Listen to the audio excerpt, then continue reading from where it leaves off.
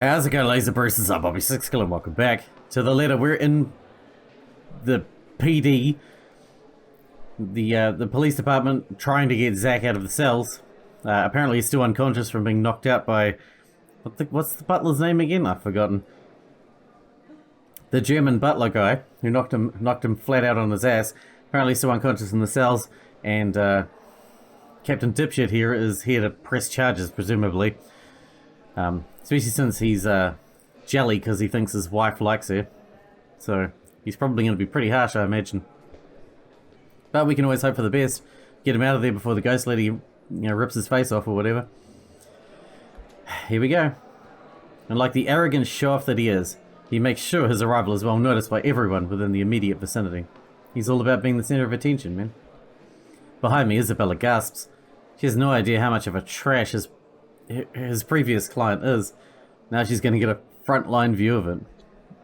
The guy ignores the front desk, even when Benjamin tries to greet him. He just blows past him, walks in all high and mighty as if he owns the place. Meanwhile, that creepy butler of his trails behind like a tame dog on a leash. Doesn't help either that the other officers stop whatever they're doing and stare. Whether it's out of suspicion, curiosity, or judging by some of their starstruck looks, or they should quit it, get back to work, and stop giving the man the attention he's obviously seeking. I'm here to report a crime. Of course, why else would you be here? You're either reporting something or being put behind bars, you imbecile. I'm going to... Calm down, Ashton. No need to rile myself up, I need to calm down. Not for him, not for myself, but for Zach.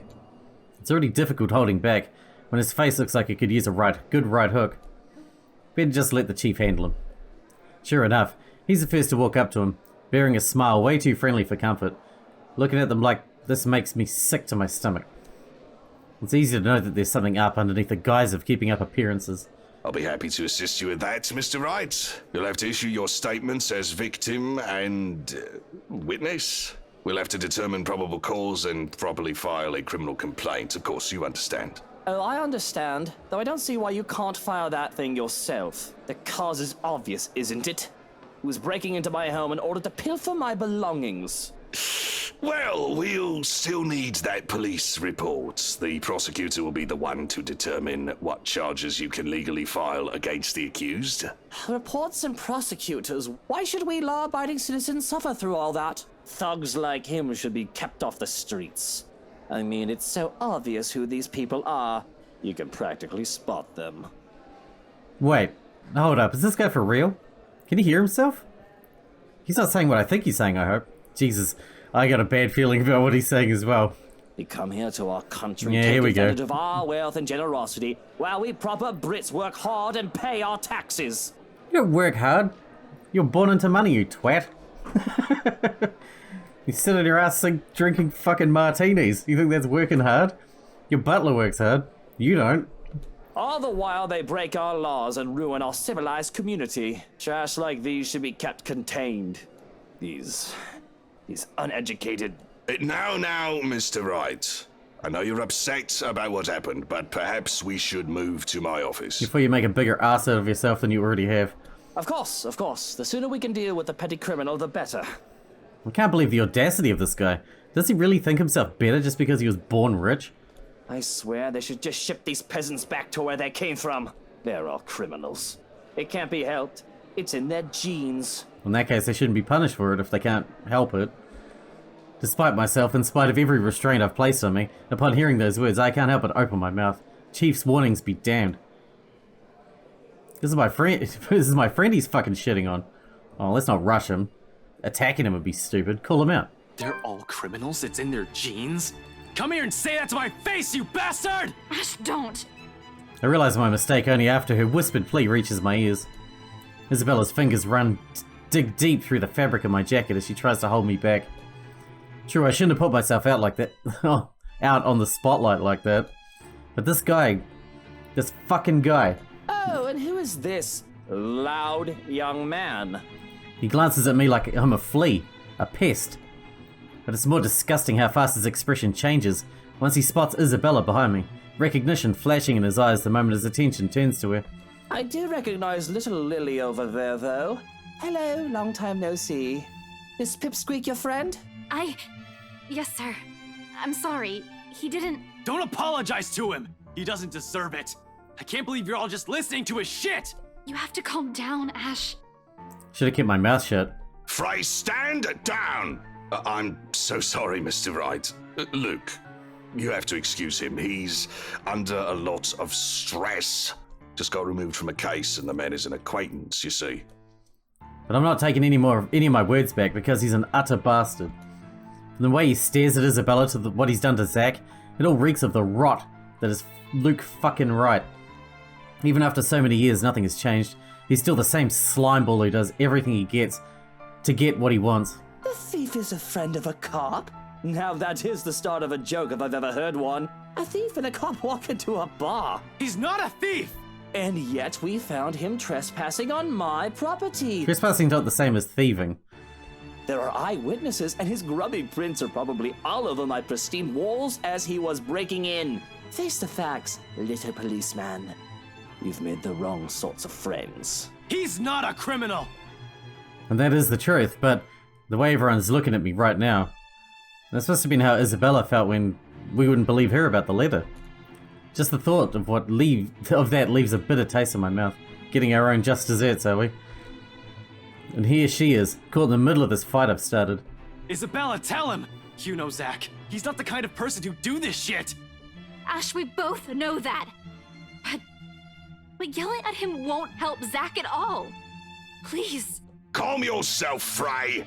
Unless you want me to throw you in a cell myself. I understand you're upset that your friend is locked up, but the law is the law. That's why you're going in there eventually. And don't you worry, I won't be pressing charges against you. I don't know what charge, but I'm sure I can think of something if I need to. Do put a leash on your boyfriend, Lily. He might hurt himself. Being that angry can't be that good for his health. I'm livid. Fists clenched and jaw tight. I'm nearly ready to just sock this guy good and make do on that promise of a right hook. My frustration about it all must have shown because only now do I realize that aside from Isabella, the other officers have also jumped in to hold me back all this time. They didn't even let go of me. Not until I put a good distance away from me and between me and the scumbag. And it's awkward going on from there. The precinct is quiet, though the usual hustle and bustle of activity stayed. Everybody's making a concerted effort to shut their mouths about the whole scene. I wish they made the same effort to keep themselves from staring at me, though. They all want to talk about what just happened. But at the same time, they don't want to acknowledge that it did happen and refuse to even make eye contact with me. All of it changes in the next second, though. It doesn't even register to me until it's already occurred. Before I have the chance to leave, ready to march out the precinct, still angry and frustrated, all of a sudden Isabella, who's been standing close to me not a second ago, grabs a half-full glass of water on one of the officers' tables and dumps the entirety of its contents on scumbag. And the expression on her? It's nothing short of seething. You bloody... It's been a pleasure doing business with you, sir. Afterwards, she slams the drinking glass down on the table with a loud thud. With the whole precinct this still, the sound it creates echoes thickly along the walls, almost deafening. That's my girl, Isabella. Teach him. In the face of her temper, nobody dares move. But she doesn't give them time to relish the disbelief in Wright's face. She marches towards me soon after, and before I can even say anything, she grabs me by the wrist and drags me out of the precinct. Honestly, I've never seen something so satisfying in all my life. I might as well be grinning from ear to ear if I weren't feeling so pissed at a lot of things right now. So would have loved to sock the bastard myself.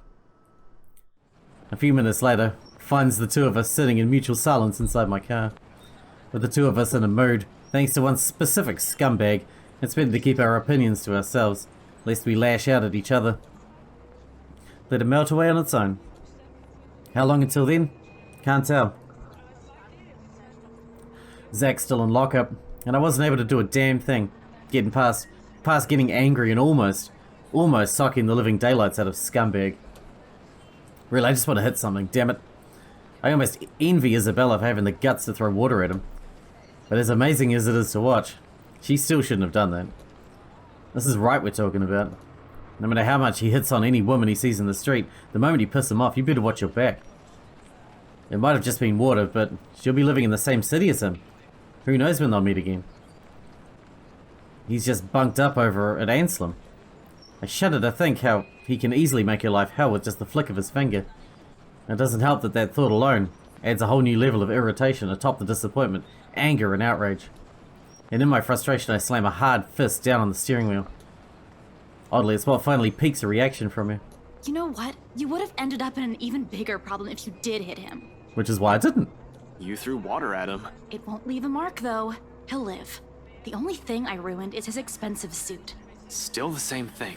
And you acting like this isn't helping Zach at all. Why are we arguing?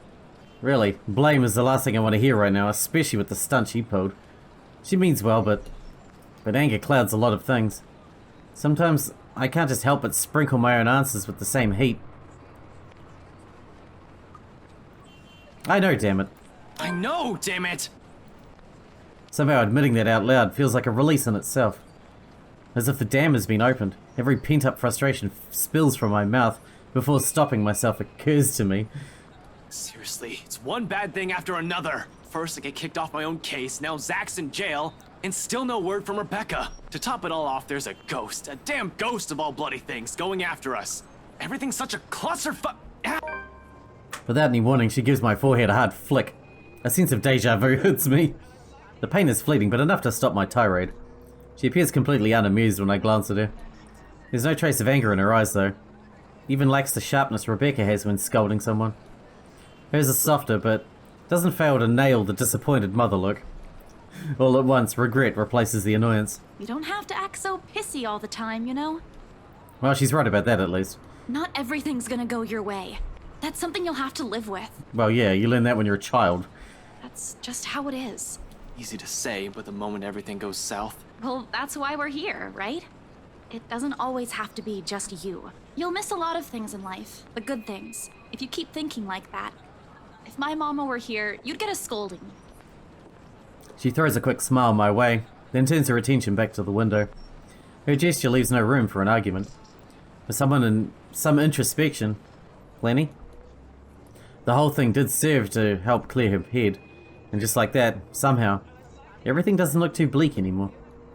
Isabella has always had that effect on people. Gratitude and apology almost form on my lips. But before the words even fall, my phone rings, effectively cutting through the conversation.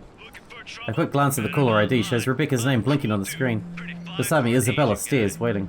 It's Becca. Please stop using that ringtone. Change it, for Christ's sake. I'll tell her to meet us at Salemwell as soon as she can. Excuse me. Without another word, I slip out of the car and answer the call. Why can't you just answer it in the car? However, the tone she assumes isn't what I'm hoping to hear. Ashton, are you there? Ragged, a bit out of breath. There's a tinge of urgency in it. Listening to her from my side of the line makes it seem like she's just run a marathon prior to this call. Becca, where? I got your message. What happened? Nothing. Well, Zach's in a bit of a tight spot right now. Define. Define tight spot in this context, Ash. Compared to what you just did in the library, not that tight. I'll tell you about it later. There's nothing we can do about it now. Actually, it is that tight, we just don't know that. Where are you, by the way? Home, I had to make a quick visit to the library. Listen, Ash, about that thing Isabella has been talking about. There's something you guys need to... Please tell me you didn't... Whatever. Save it for later. We'll meet you there. This is... related to that. Is Isabella with you? Yeah, she insisted to come with me. With a quick press of the button, I switched on the loudspeakers and stepped closer to the window on Isabella's side. I held out the phone toward her, giving it 2 shakes, urging her to speak. She's still carrying a curious look on her face. It's already bordering on worried, actually. This should ease that. Rebecca's asking for you. Becca? Is she okay? Hey, Becca! Hey, Belle, what's happening over there? Is this something I should be worried about? Becca, it's Zach! He's... We'll tell you once we get there. It's not something we should discuss over the phone. I don't like the sound of that. Oh, I don't like my the bad. sound of that, Ash. But, alright. I'm so used to reading everything, you know? I still haven't got used to it being voice acted. And please, hurry. Gotcha. Give us a few minutes. She mumbles a goodbye and then hangs up. Becca's the last person I need to account for, yet that call left something strained in the air. Thankfully, we don't have to linger on it too long. The drive back to Salemwell only takes a matter of minutes. We find her pacing in front of Isabella's room, hands clasped tightly in front of her as she treads the small space offered by the hallway. The second she looks up, Isabella clings to her. I'm so glad you're okay. Ashton checked on you this morning, but... He did? I'm sorry. I was in a hurry. I didn't have time to drop by and let you know. It doesn't matter. What's important is you're here. Not burnt to a crisp or brutally murdered somewhere. Whole. Alive. Although she seems a bit shaken, it doesn't really matter in the grand scheme of things. At least now I can relax, ease the pressure off my shoulders, if only by some. There's still that problem with Zach. But the minute Isabella pulls away from her, she winces. A small reaction. The younger woman doesn't even catch it. It sets a precedence for a careful observation, nevertheless. A closer look at her reveals much more disheveled than usual. Hair in a bit of a mess, probably flattened in a hurry. The back of her dress also shows stains of dirt in places it rarely gets to. She's also leaning more and using her left arm. She's right-handed. That's the most telling as she has the slight limp she has. Noticeable once Isabella leads us into her apartment. It all sprouts a hatful of questions. What exactly happened and how she ended up in that state? Pretty sure a simple trip to the library won't do that. But she never gives you the chance to bring it up. The second we're seated in the tiny living room, she gets straight to the point and asks about Zach. Typical Rebecca. Alright, no more suspense. What happened to Zachary? And I don't want the two of you to mince words. Tell everything as it is. They arrested him, Becca. Arrested? As in the police? Yeah. Ashton just heard about it this morning. Her eyes quickly zero in on me, and at the raise of her eyebrow in question, I quickly fill her in on what happened. From the moment I've gotten the news down to the very person at the root of this trouble. The very person she's been friendly with from the start. She falters the second I drop the scumbag's name, disbelief all over her features. Are you sure it's him? This must be a mistake. Yup, quite sure it's the bastard we saw at the precinct, in all his pompous glory. What was Zachary even doing in the mansion? Breaking and entering? Are you kidding me? I know Zachary can look a bit intimidating at first glance, but he's not the kind of person who will do those things. That's exactly what we told the police. But they won't listen. Apparently they caught him in the act. Course they won't. They're up against Wright's smug face, for fuck's sake. He's the one who has the money. There must be something we can do to help him. I'm still up for kicking his ass if anyone's asking. I say we do it. Not that. Anything but that. Oh, come on, you threw water at him. At least let me score. We need something that'll help Zach. If you really want to hurt something, go punch the wall or your face. I'll talk to him. Immediately after all the banter in the room stops and we both turn to her. Talk to who? Luke. Scumbag. I'm sure he'll see reason. She wastes no time. Ignoring her limp, she gathers her things and stands up, ready to leave. I grab for her arm before she can walk past. Carefully, to avoid hurting her, in case there really is an injury. Seems like it at first glance, but you can't be sure until after a careful examination has been made. I suspect some bruising at least, although minor internal fractures aren't out of the equation. They have a nasty way of staying hidden. But that possible injury is the least of my problems right now. Not when she's likely planning to march into Ermengarde Mansion just to talk to the guy. And I have a slew of opinions about that plan. He will listen to her. Do you really think he'll listen? Do you really think he'll listen to reason? We won't know until we try, will we? I just don't see why she thinks this is a good idea, because she's been making friends with him. She was at the party. She saw how the man acted when put on the damn spotlight that shines on everything negative about him. Becca, believe me. He's not the kind of person who will. The only thing he'll listen to is the sound of his own voice. I've spoken to the guy, Ash. He can be difficult, but he's not as unreasonable as you think. Did it ever occur to you that maybe, just maybe, this might be some sort of misunderstanding? After if you'd heard what he was saying in the precinct, you would not be saying that. He just filed a case against Zach this morning. Well, I'll make him take it back. It's not as simple as you think. That man believes what he's doing is right. What do you want me to do then? Just stand around and wait for some miracle that'll get Zach out of that cell? No, I want you to leave it to me and let me handle this. You're not the only one who can do things here, Ash. Quit playing the damn hero, you're not. You should be thankful someone's even trying to help. This is like that bloody letter again. You kept ignoring people's warnings. So and did now that Jerry. we're probably in deep shite, you're taking it all on yourself. Becca was exactly the same. Isabella and, I guess to a smaller extent, Zach were the only ones that took it seriously. These two just kept waving shit off.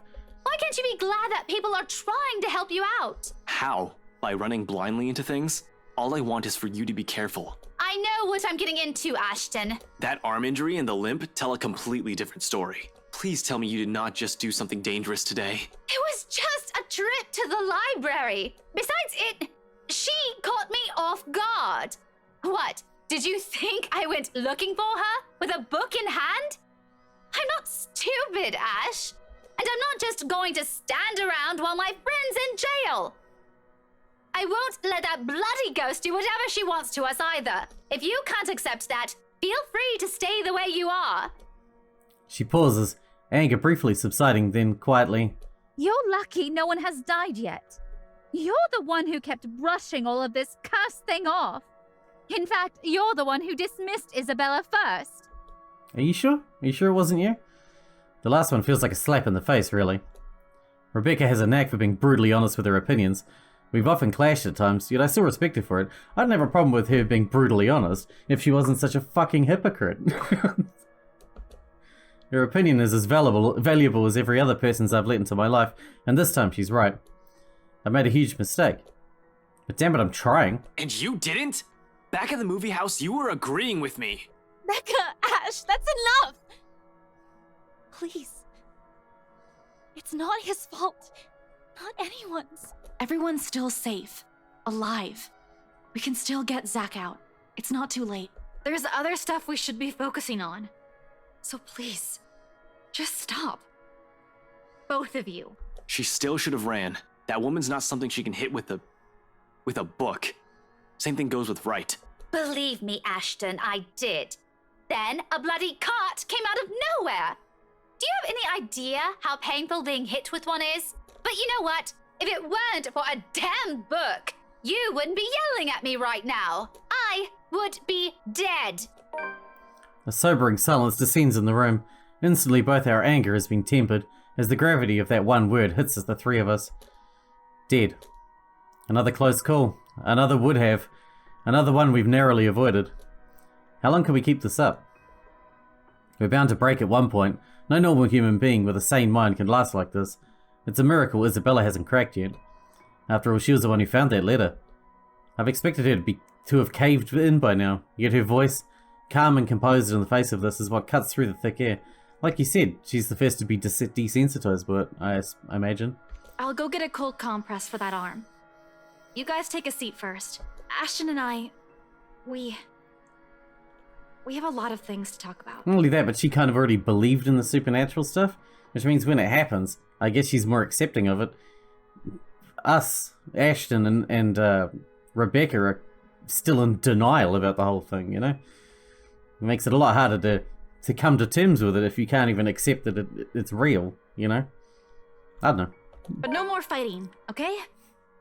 If one of you starts another round of it, I'm going to drag the two of you out. By your ears. That marks the end of it. At least for the time being. As soon as Isabella returns and hands Rebecca the cold compress she promised, we get straight down to business. Surprisingly easy considering the rigid air in the room. Although there's some tense fumbling for words at first, the whole conversation gains steam once we found last night what we found last night at BRC has been put on the table.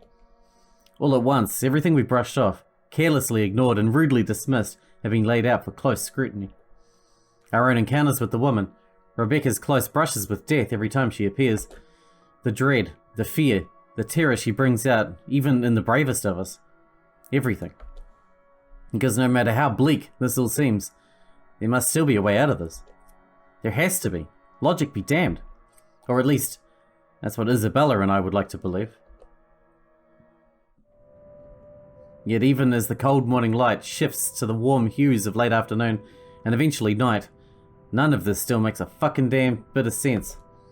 Darkness has fallen, but we're still nowhere near figuring things out. If anything, we're more at a loss than we've ever been before this even started. The next thing I know, frustration rears its ugly head, and the sheets of paper, I've been holding smacked the table harder than I've intended. The sound of it echoes loudly in the small room and everyone simply falls silent. Along with it is a release of another long-held breath. Perhaps the 100th since this morning. We aren't getting anywhere at this rate. Don't just drop it. There must be something in this we aren't seeing yet. Ash, please. Zach wouldn't want us to give up on this. It's an odd thing to hear from her. The very words I've been telling myself every single time I found myself facing a dead end. We can use a little bit of the optimism right now, I guess. Too bad Z-Man's better at it than me. I know, but what are we supposed to be looking at here in the first place? Well, we already looked through those files. You're the one that picked it out last night, right? All of them? I'm pretty sure every person we've checked in there isn't necessarily involved. One client possibly died of old age. Remember, you found that dumb paper right before the open house. No one was allowed inside that place for a time that day. It's too broad of a scope if we include every single person. In fact, the only notable ones are C and Jean Marie. But if we're going to include them in the count, shouldn't there be more than enough people to end this fucking curse already? How does this thing even work? Yeah, okay. They went in and out of this place. But no, you still don't get it. What I'm trying to say about those clients is... Maybe there's something more to this. What do you mean? Becca makes a vague gesture at the paper she's brought, then crosses her arms and leans back in her seat to glare at it. The way she's staring at it, you'd think she wants to set the entire stack on fire. Apparently, there was some stuff that people haven't been telling us. You mean our own teachers have been lying to us all this time? Hey, now don't blame us. Blame the bloody books they wrote. Quietly, Isabella reaches for one of the papers Rebecca has brought with her and carefully inspects the words printed on the page. A copy of an old newsprint from even before the city was being founded. Her eyes narrow with each line it passes, but lingers at the illustration of the noblewoman's servant. Oh, it's this one that she found. Why do they have to keep this in the restricted section? Rebecca merely shrugs at her inquiry, but her own annoyance seeps through her answer. How should I know?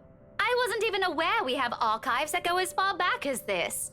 This is before the city was even founded. As a matter of fact, if it weren't for Andrew's help, I wouldn't have gotten my hands on any of it. Maybe they didn't think it would be important to talk about it. After all, this is more Anselm's than ours. That or some old bugger's hiding something. Why else would these tell a completely different story? Revising what's written seems a useless endeavour on its own when you have nothing to gain from it. Thanks to those, we're also missing a lot of things here. There's still a gap. A huge one. Even with the information we currently have right now, it still feels like there's something we're overlooking. All we have to go with is the mansion, the letter, and all the stuff selfish people have been keeping from the public. But what else? At present, everything seems to point to where this all started. The Ermengarde mansion. We'll bring in the letter back there, fix everything? Fuck. How do I... The mansion's private property now. Can't just waltz in there. I'd rather die before I even think of begging right to let me in and investigate the place. After what he did to Zach, not gonna happen. Over my dead body. One thing's very clear after these last 2 days, however. We're not safe anywhere, and I have to act fast if I want to keep my friends alive. We can't keep running away. Sooner or later, she'll get us. And damn it, I hope Zach's safe where they're keeping him. There are guards stationed at the holding cells 24/7, but you can't be sure.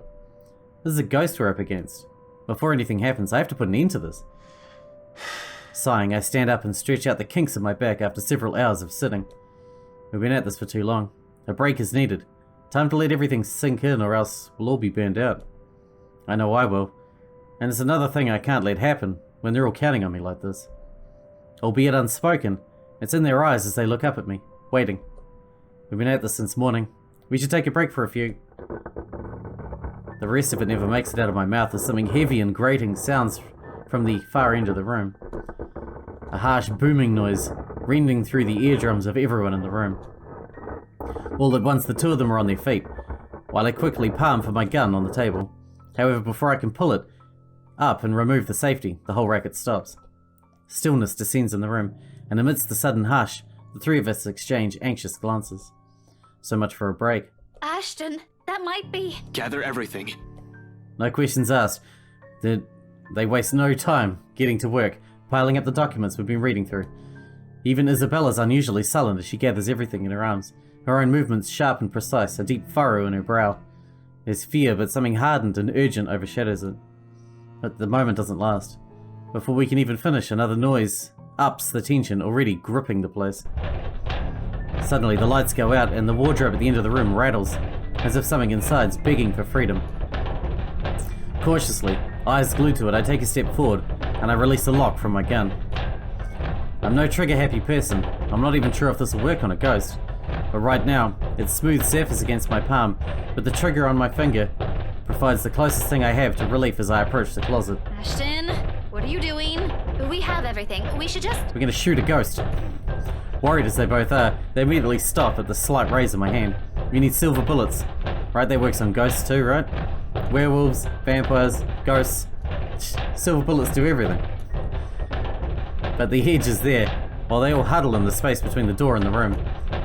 In case this goes south, whatever I find inside, they have enough time and space to run from their position. In 2 deep breaths, I've crossed the room and stood in front of the closet. Whatever's inside has yet to stop thrashing. Instead, it has now moved to banging at the door. Louder and louder the longer I dally. Another shallow breath. I glance at my companions. A nod. Alright, we're gonna cliffhanger this one. We're gonna leave that one there. Because I'm a bastard like that. But, I'm sure the gun's not gonna work or it'll be empty or something. I'm sure it'll be fine. We'll figure it out anyway. At least we're getting somewhere. Hope you guys enjoyed it. Thanks for watching. Thanks for hanging out with me, and I'll see you in the next one.